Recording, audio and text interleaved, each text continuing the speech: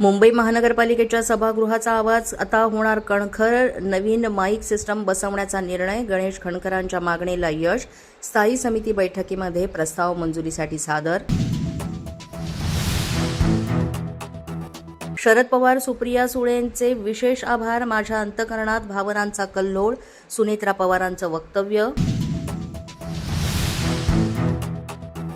अनेक जण म्हणतात दादा परत येतील, पण दादा आपल्यात नाही हे सत्य स्वीकारावं लागेल. सुनेत्रा पवार यांच्याकडून अजित पवार यांच्या आठवणींना उजाळा.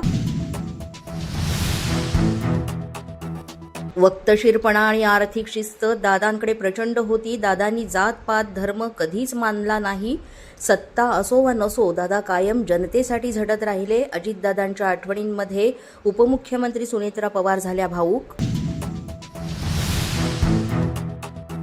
मी संघर्ष योद्ध्याची सहचरणी आहे. जनसेवेसाठी दादांच्या पावलावर पाऊल ठेवून उभी आहे. सुनेत्रा पवारांचं सभेमध्ये वक्तव्य. जशा सर्वांच्या मनामध्ये शंका तशाच माझ्याही मनामध्ये शंका आहेत. अपघाताच्या सर्व शंकांचं निरसन झालंच पाहिजे. सुनेत्रा पवारांचं वक्तव्य. जय पवार यांच्याकडून अजित पवार यांच्या आठवणींना उजाळा. घरी गेल्यावर आजही अजित पवार यांचा आवाज येतो. दादांचा फोन आता येत नाही. जय पवार आठवणींमध्ये झाले भावूक. दादांनी पहिली महिला उपमुख्यमंत्री राज्याला दिली आहे. दादांचं स्वप्न पूर्ण करण्यासाठी सुनेत्रा पवार लढतायत. जय पवारांनी केलं वक्तव्य. पोटनिवडणुकीमध्ये दादा आणि सुनेत्रा पवार यांच्यावरील प्रेम दाखवा. सर्व बारामतीकर आय लव्ह यू टू असं म्हणत जय पवारांनी केलं आवाहन. विकासाची पालखी घेऊन पुढे चालायचं आहे. बारामतीकरांसाठी निर्णायक आणि भावनिक क्षण. छगन भुजबळांचं वक्तव्य.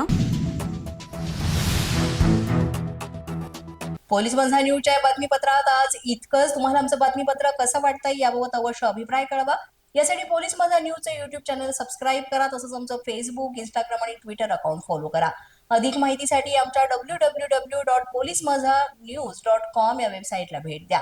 आमचे अधिकृत प्रतिनिधी व्हायचं असेल तर स्क्रीनवर दिलेल्या क्रमांकांवर आजच संपर्क साधा. आजच्या बातमीपत्रात इतकंच. पुन्हा भेटूया पुढील बातमीपत्रात. तोपर्यंत पाहत रहा पोलीस माझा न्यूज.